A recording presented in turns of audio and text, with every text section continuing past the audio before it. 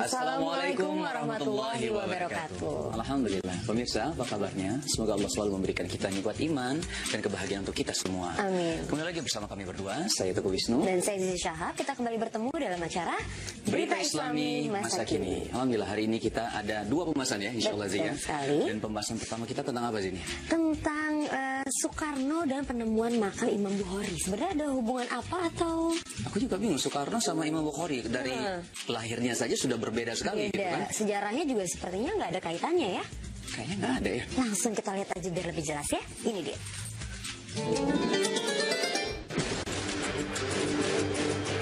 Soekarno dan penemuan makam Imam Bukhari. Pemirsa beriman, sebagai masyarakat Indonesia kita pantas berbangga hati karena negara kita memiliki kontribusi yang besar terhadap dunia, khususnya dunia Islam. Sebagai umat muslim, kita pasti mengenal Imam Bukhari. Beliau adalah seorang ahli hadis yang termasyhur di antara para ahli hadis sejak dulu hingga kini, bersama dengan Imam Ahmad, Imam Muslim, Abu Daud, Tirmizi, An-Nasai, dan Ibnu Majah. Bahkan dalam kitab-kitab fikih dan hadis-hadis beliau memiliki derajat yang tinggi.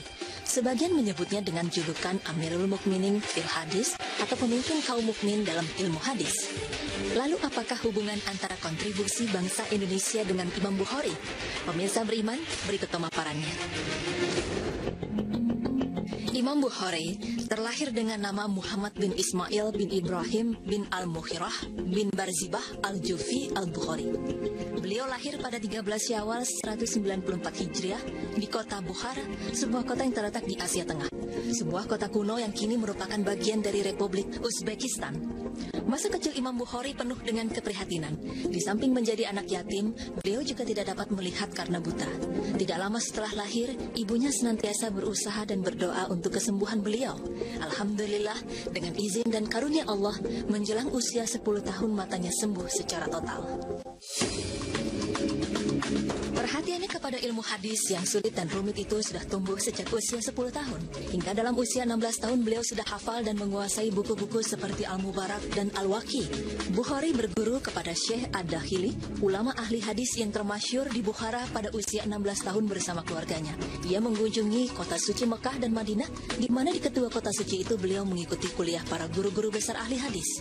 Pada usia 18 tahun beliau menerbitkan kitab pertamanya, Hudaya As-Sahabah wa Tabi'in, atau peristiwa-peristiwa hukum di zaman sahabat dan tabi'in. Karya Imam Bukhari lainnya antara lain adalah Kitab Al-Jami As-Sahih, Al-Adab Al-Mufrad, Al-Tarikh As-Saghir, At-Tarikh Al-Awsat, At-Tarikh Al-Kabir, At-Tafsir Al-Kabir, Al-Musnad Al-Kabir, Kitab Al-Ilal, Raf'ur Yadain fi Salah, Birrul Walidain, Kitab Ad-Duafa, As-Sami As-Sahabah, dan Al-Hibah. Di antara semua karyanya, yang paling monumental adalah Kitab Al-Jami As-Sahih yang lebih dikenal dengan nama Sahih Bukhari. Beliau jatuh sakit di Hartan 10 km dari Samarkand saat mengunjungi sanak familinya dalam perjalanan ke Samarkand untuk menjalani sisa hidupnya.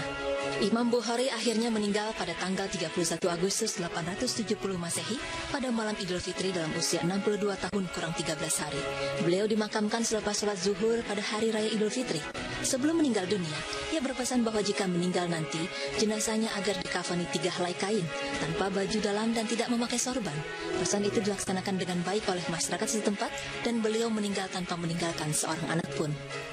Setelah wafat, keberadaan makam Imam Bukhari tidak ada yang mengetahui lokasinya secara pasti. Disinilah bangsa Indonesia memiliki peran besar.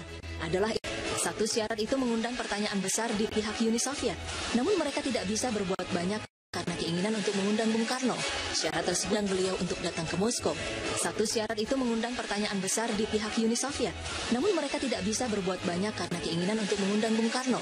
Syarat tersebut adalah tuntutan untuk menemukan makam Imam Bukhari, sang ahli hadis yang pada masa itu lokasi peristirahatan terakhirnya terkesan terlupakan. Mencari makam yang dimaksud. Namun pencarian terhadap makam yang dimaksud tidaklah mudah. Setelah berbagai usaha dilakukan belum menunjukkan hasil yang positif, Khrushchev menanyakan kembali kepada Presiden Soekarno, adakah syarat lain selain menemukan makam Imam Bukhari? Namun, Bung Karno bersikeras dengan syarat awal tersebut. Hal itu benar-benar ditekankan oleh Bung Karno apabila Uni Soviet memang ingin mendapat dukungan. Setelah mengerahkan anak buah terbaiknya serta mencari informasi dari orang-orang tua Muslim di daerah Samarkand, akhirnya makam Imam Bukhari ditemukan meski keadaannya memprihatinkan karena kurangnya perhatian. Khrushchev memerintahkan pemugaran dan penghiasan makam yang baru saja ditemukan itu.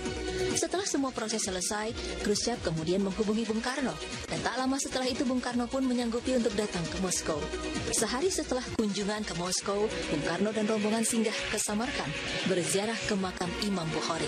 Peristiwa ini terjadi pada tanggal 12 Juni 1961. Menurut penuturan Rahmatullah Sultanov, juru kunci makam Imam Bukhari, seperti diterjemahkan Temur Mirzaev, beliau tiba pada malam hari dan langsung membaca Al-Quran sampai pagi hari tidak tidur. Pemirsa beriman, sejak saat itu, makam Imam Bukhari diketahui keberadaannya oleh dunia, namun tertutup untuk dikunjungi, terkecuali bagi masyarakat Indonesia yang ingin berziarah ke makam tersebut. Masyarakat Indonesia mendapat keistimewaan sebagai tanda terima kasih karena berkat pemimpin bangsa Indonesia lah makam Imam Bukhari bisa ditemukan.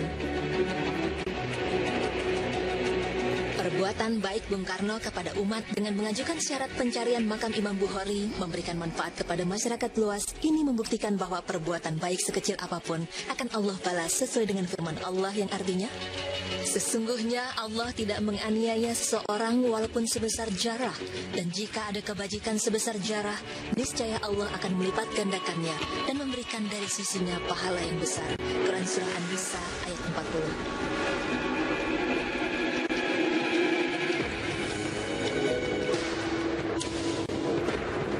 Pemirsa beriman, dari pemaparan tersebut, hendaknya kita sebagai masyarakat Indonesia patut merasa bangga dengan apa yang telah dilakukan Presiden pertama Indonesia, Insinyur Soekarno.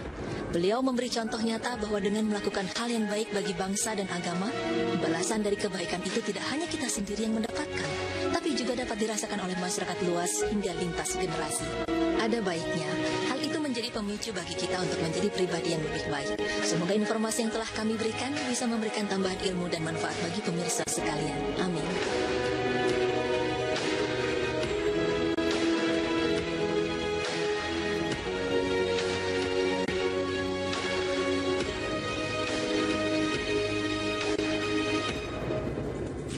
Masya Allah, jadi tahu nih ya, ini sejarah yang penting sekali untuk kita. Karena memang tadi kita mikir-mikir ya sih, apa sih hubungan antara almarhum Bung Karno dengan Imam Bukhari, rahimahullah ya. Jadi memang Masya Allah luar biasa sekali, ternyata salah satu peran yang sangat penting bagaimana Bung Karno ya, Presiden pertama kita itu memberikan syarat kepada Uni Soviet ya. Iya, hubungan bilateral supaya mau punya hubungan akhirnya notesnya itu harus mencari makam Imam Bukhari di Samarkand ya. Di Samarkand, dan memang ternyata susah sekali untuk mencari makam beliau ya, makam Imam Bukhari. Tapi sih sebenarnya kalau misalnya kita pikir lagi ya, ini ada sedikit sejarah yang pernah saya tahu juga tentang Imam Bukhari. Ternyata beliau ini ya, Imam Bukhari ini bernama aslinya diberi oleh ayahnya adalah nama Muhammad.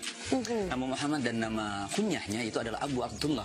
Ya. Jadi Masya Allah sekali, luar biasa sekali ini Imam Bukhari. Tapi karena lahirnya di Uzbekistan, yaitu di daerah Bukhara, jadi dipanggil Imam Bukhari. Jadi Al-Bukhari atau Imam Bukhari gitu. Masya Allah, luar biasa sekali. Dan seperti tadi terakhir dibilang kan, semoga ini menjadi motivasi untuk kita berbuat lebih baik lagi, dan ini bisa menjadi lintas generasi, bukan hanya untuk kita yang sekarang ini. Dan penting memang kita mempelajari sejarah ya sih ya. Setuju. Dan selain ini kita akan bahas tentang fenomena ramalan kiamat pada September 2015. Lagi sih. 2015. Tiap tahun kayaknya ya. Pemirsa jangan kemana-mana, tetap di Berita Islami Masa Kini.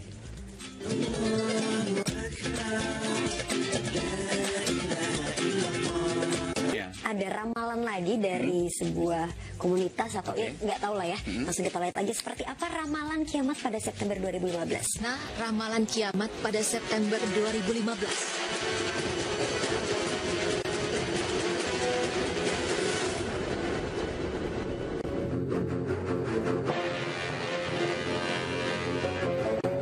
Pemirsa beriman, kita tentu sering mendengar istilah hari kiamat, yaitu hari di mana dunia dan seluruh alam semesta musnah, juga semua makhluk di dalamnya akan mati tanpa terkecuali.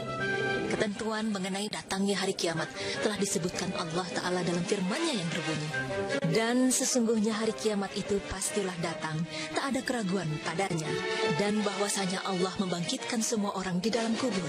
Quran Surah Al-Hajj ayat 7. Meskipun pasti terjadi, namun tidak ada seorang pun yang mengetahui kapan hari kiamat akan datang. Rasa penasaran tentang datangnya hari kiamat membuat beberapa individu bahkan kelompok membuat teori-teori mengenai jatuhnya hari kiamat. Seperti ramalan yang terjadi baru-baru ini yang menyebutkan bahwa kiamat akan terjadi pada bulan September tahun 2015. Benarkah kiamat akan terjadi pada bulan ini? Lalu kapan tepatnya kiamat terjadi? Berikut tim berita Islami masa kini mengulasnya untuk Anda.